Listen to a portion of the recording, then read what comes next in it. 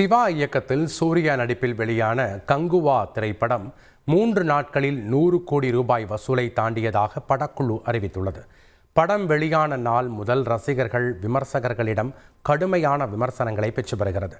இந்நிலையில் கடந்த 3 நாட்களில் உலகம் முழுவதும் கங்குவா திரைப்படம் 127 கோடியே 64 லட்சம் ரூபாய் வசூல் செய்துள்ளதாக பட தயாரிப்பு நிறுவனம் அறிவித்துள்ளது.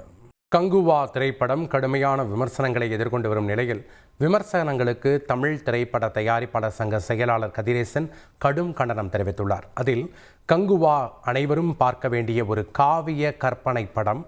ஒவ்வொருவரும் ஒரு படத்தை வெவ்வேறு கண்ணோட்டத்தில் பார்க்கிறார்கள். விமர்சகர்கள் ஒரு படத்தை விமர்சனம் செய்வதற்கு முன் அதை யோசித்து செய்ய வேண்டும் என குறிப்பிட்டுள்ளார். மேலும் ஒரு படத்தை விமர்சிக்க விமர்சகர்களுக்கு சுதந்திரம் உள்ளது. ஆனால் தனிப்பட்ட பழிவாங்கல் மற்றும் படத்தின் மீது வெறுப்பை பரப்ப எந்த உரிமையும் இல்லை என தெரிவித்துள்ளார். செய்திகளை உடனுக்குடன் தெரிந்து கொள்ள உடனே சப்ஸ்கிரைப் பண்ணுங்க.